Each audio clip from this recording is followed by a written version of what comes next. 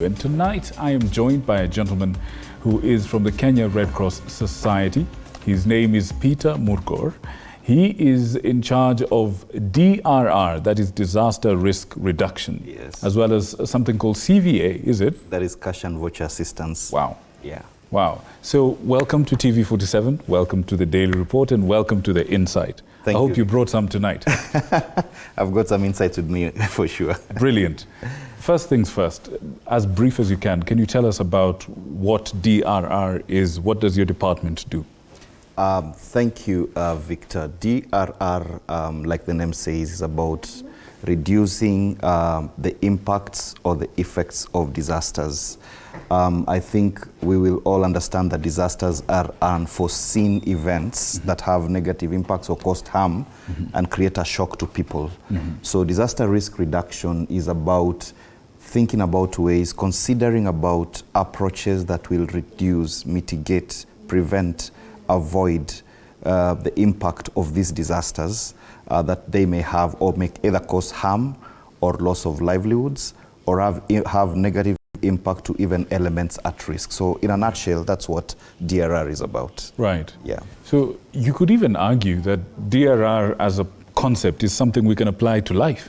Absolutely. I mean, in our common day-to-day life, we will always want to think that how can I plan to reduce any negative effect that may come upon me as an individual. Then I expand it to the family and to the people around me and eventually to the community and to institutions we work with. So yes, that is just a part and parcel of the lives that we live.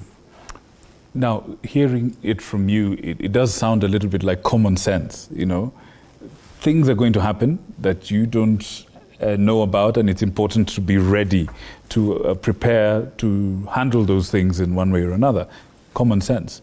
But why is it, as they say, common sense is not common? Why is this not common? Apparently the Africa, most stakeholders in Africa believe that we as a continent are grossly unprepared for not just the natural disasters, but even the man-made disasters. Would you agree? Yeah, you make a good point, but I think there are two angles to it. Please. Two angles to it in the sense that the first aspect is lack of preparedness, like you said. The second aspect is knowing what needs to be done, but not heeding or taking action on what needs to be done. In the first case, people are innocently unaware, caught for what we would say pants down and not knowing how to move forward, and then they're in a shock and they're caught up in the situation. The second bit is where, yes, you have been informed that there is a looming disaster, something is likely to happen, you need to be prepared to take action, but for some reason, either because of neglect, either because of doubting or saying that let's wait and see how things unfold, then you're caught up in the situation. Right. Yeah.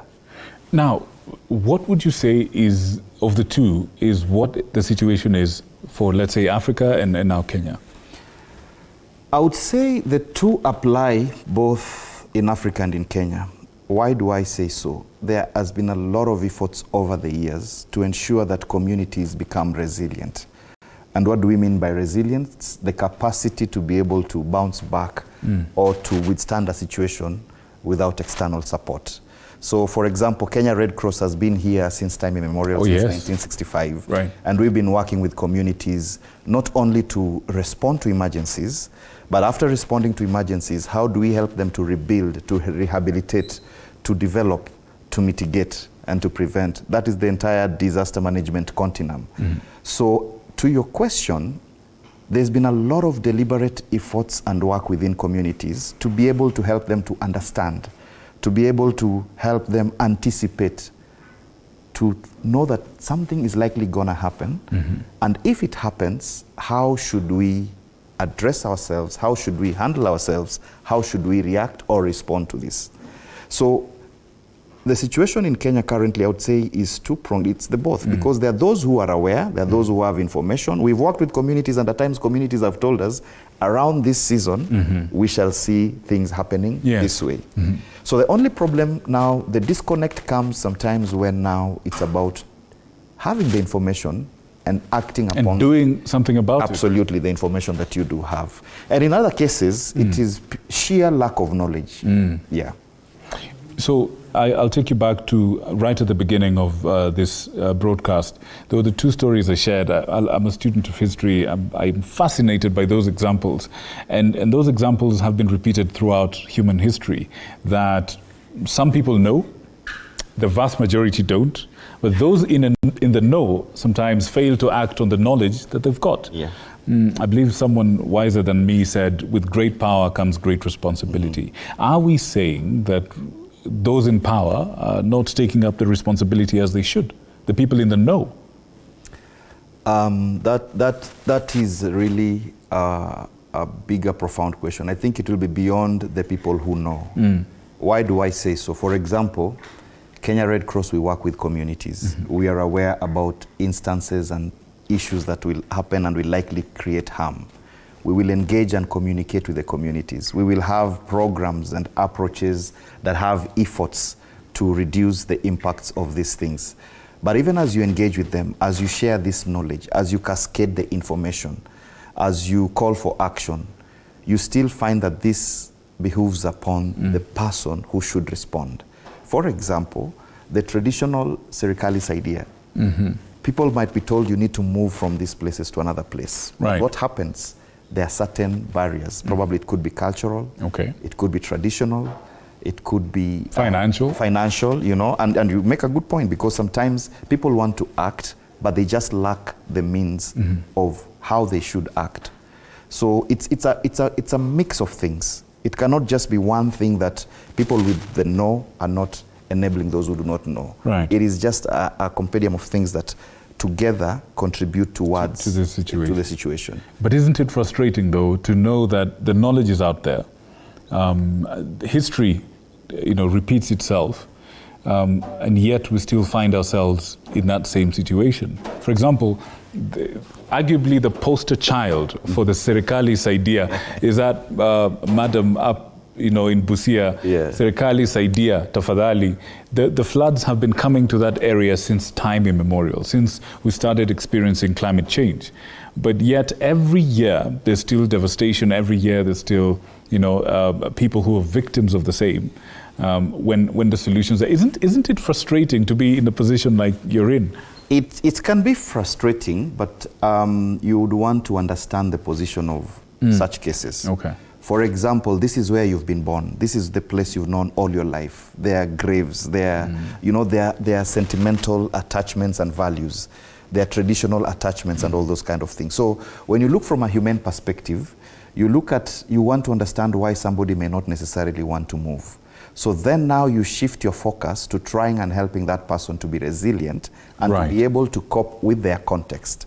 To be able, like, for example, if you may talk about Bunyala, and Kenya Red Cross last year, together with partners, climate-related partners like the Kenya Meteorological Department, Water Resources Authority, National Disaster Operations Center, and other stakeholders, conducted a simulation there together with the community, with the aim of trying to help them to understand that while this is your context, your proximity to the Lake Victoria and River Nzoia overflows, for example, disposes you to the risk of floods, either backflows from Lake Victoria or the overflow of the Nzoia River. So that means you'll be prone to floods, seepages and all those kind of things. They become aware.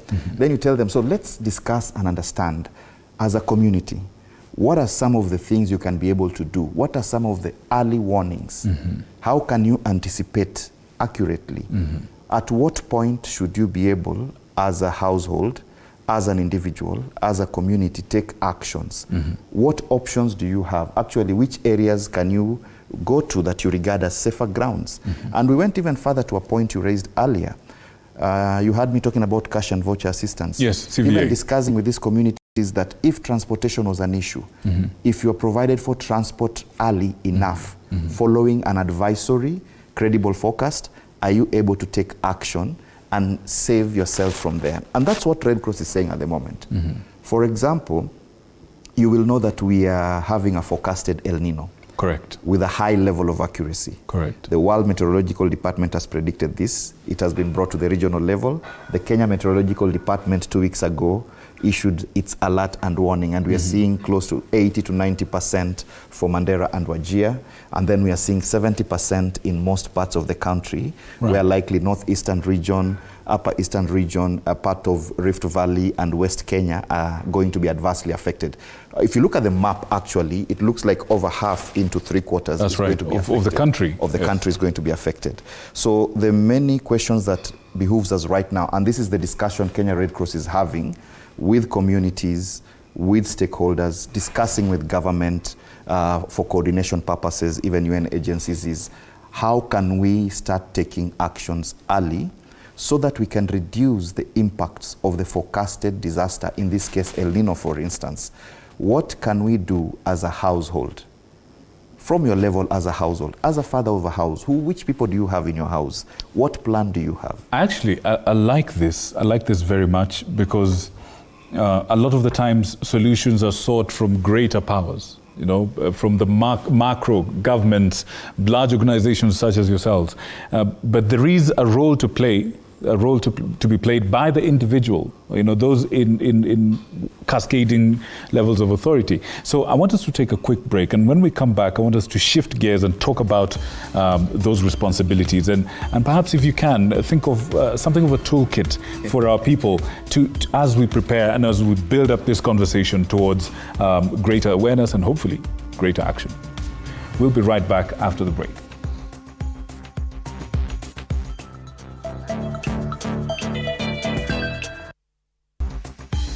Welcome back. If you're joining us, this is Insight, and we are talking about disaster preparedness. And we're here with Peter Murgor, who's the manager of risk reduction, disaster risk reduction at the Kenya Red Cross Society, as well as CVA, which is intertwined with the same. Tell me something. Before we went on break, you were telling us about levels of responsibility. I mean, somebody sitting at home or wherever you're watching us from, you'll be wondering, I mean, this is a big deal, you know, climate issues, disasters, floods. We've seen something happen in North Africa. Thousands of people are dead. These are huge things. What can I do as an individual? What would you answer to such a question? Thank you, Victor. And I like the background you're giving. And I was listening keenly, even the story of Pompeii and all. And I think it's important for anyone listening and all of us to understand it's not just about the responsibility of one person or an institution. We cannot just be prepositioned somewhere waiting to receive assistance. Each of us have a role to play. And that's the message Kenya Red Cross wants to share across as we are preparing for disasters in general, and in particular right now as we focus towards the El Nino preparedness. Yes. You know, it's been forecasted with a lot of accuracy. If you look at why we are having some of this, these are effects of climate change. If you want to look even deeper and understand why do we have climate change, then you realize it's because of some of the activities you and I, somebody there did to affect or impact the environment negatively. So responsibility begins there, at the cause. There. Yes, exactly, causal. So, but even besides that, right now that we are talking, let's just focus on what we are talking about. What do we need to do? And we are calling about all sectors, communities, leaders, stakeholders, government that we are working already with to really play a role. If we look at the community level, for example, it's important for communities to heed advisories. Kenya has advanced a lot. We work very closely with climate-related institutions like the Kenya Meteorological Department. They have really improved their advisories, their warning systems, and all those kind of things. And they've even attempted a lot to be timely in giving the information. Right. Can we as communities heed this information? But what then do I require to do as an individual at a household level? Okay. What plans do we have as communities? As a community, as a household member, remember community starts from the household level, then to the number of houses, to the nyumba kumi, to the community. Yes. What plans do we have? How do we understand our context? For example, if we think about floods, for instance, around your house, how are the drainages? Are the drainages blocked? Have you cleared the drainages? Because blockage might result to water you know, all that. Yeah. Are there trees that are hanging loosely? Are there elements that are likely to predispose you to harm? For example, if the winds come and the floods are there, are these branches likely to fall off and cause injuries? Are there loose hanging electrical wires, for instance? What are the small things you're seeing around your context that are posing disaster? So number one, it's important for you to understand. Plan for the context that you're living in. Understand and be aware about your environment. What are the risks around your environment? So if I'm hearing you correctly, if you come from an area that is prone to flooding, then prepare for a flooding situation. Exactly. If you come from Muranga, where we have a lot of landslides, prepare for that. Exactly. If you come from another area where something else is a risk, prepare for that. Prepare for that. So be aware and prepare. Now you start preparing for that. For example, you cannot start preparing for flooding if you're really prone to landslides, for example. Right. You need to think of landslides, and then you need to think, what kind of response should I take when there are landslides? So right position, right response to the right problem. To the right problem. Right. And you need also to start anticipating. So you're understanding your context. Then when you understand your context, that is the risks. What are the risks? What should I do? How should I respond to the risk that I have seen? What tools do I need? What is my plan? That becomes almost part of your toolkit. What is my plan? You know, what resources do I require, even as a family? And then secondly, in the event that I need to move immediately, what is your evacuation plan? For example, if a landslide happens, how will I move my people? How have I anticipated to really address that, the landslide scenario? Right. Who do I have in my house? How vulnerable are they? What are their needs? So you start thinking of an evacuation plan, and in that evacuation plan, you have to think about everybody, because you have to think about, how do I do in case I have to move? In case you're separated, for example, it's very likely in such scenarios to be separated with people you love, and there's nothing as distressful not to know where your loved one is. Do you know where everyone else is? Can you account for them in the event that you're separated? Is there a plan for you to reconnect and contact each other? Have you given things like contact cards for your children? Do you understand your evacuation routes very well? Have you done some dry runs, for example, that does that? And have you even anticipated and said, should we need to evacuate, we will go to we should location, all meet somewhere. Yeah, location Y, location X. Is it your relative's place? What is your first line of response? Before even you receive assistance, what is your first line? Because you're talking about the community level here. What is your first line of response? Right. Then now you start realizing you're becoming resilient. And you see, my unit really thinks a lot about resilience. You being able to take some action before assistance comes to you. Right. And how do you take care of everyone for those who are in your home? How are you going to communicate with people? So some of those things are some of the essential things. And something I want to say that people normally take lightly, and Red Cross, we are known for this also, is first aid, even in emergencies. Okay. We have branches over the 47 counties. We encourage communities and people to link with these counties and our Red Cross branches and our volunteers. And please sign up and take up some of these first aid trainings. They will come in handy for you. Are they at a cost? They are at a cost. They're at a very reasonable cost, but they're very beneficial. It's a one-off training. It will be about 3 days. You know, there are different levels. There's a 1 day to 2 days to 3 days training. There's even a first aid training for the house managers. Oh, is that so? Yeah, to be able to take care of kids. So those levels, and then also evacuation plans, things that you need to do, emergency contact numbers. Like, hold on. Okay, yeah, sure. Hold on. This information, for anyone who's watching this interview and just awakening to the fact that this is essential, this is necessary, I need to do this, where can they get this information? So, and that's what I was coming to. For example, it's very easy. I would advise people to really engage and discuss with Kenya Red Cross. Two approaches. Number one, like I said, our branches are accessible everywhere, all over the county. So there's a physical place people There's a can physical visit. location, you will meet people. The second approach is, if you miss anything else, 1199. This is your camera. Yes, yes. I want you to do two things. Yes. Because I'm afraid we've completely run out of time. All right, sure. I want you to do two things. This is your camera. I want you to speak to Kenyans from your heart. Yes. First, finish the point about the number that they need to remember. Please find a piece of paper to write this down, because we're about to shut this down. You can go on YouTube and watch this later, but take this down.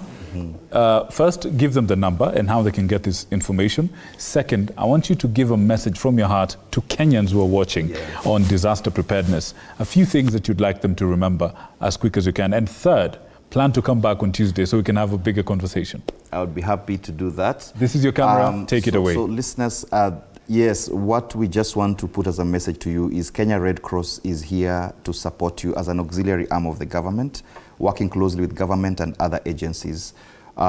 In case of any emergency, you can always call our numbers 1199. It's a toll-free number. It will go to our Emergency Operations Center, and there you can be linked to any other form of services that you need.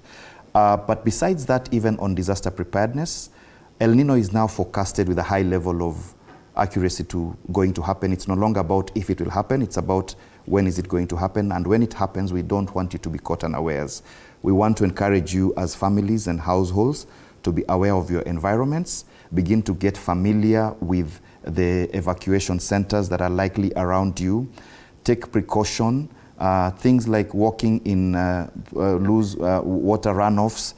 If it's above your knee level, it's risky. Don't engage in that. Look at loose connections, drainages, and all those kind of things. Begin becoming aware of your environment. And if you're driving outside, if it's above half your wheel, the tire of your vehicle, just begin to know it is not safe. But for more information, you need to even go to the website and reach out to us, to the Kenya Red Cross, the Kenya Meteorological Department. They are also able to give you advisories around floods in a more detailed way.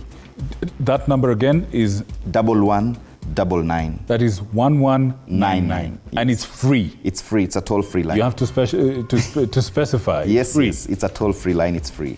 Peter, I appreciate you. Thank you so much. Thank you. I couldn't have said it better myself. And while we're out of time, I certainly hope you took something away from this conversation.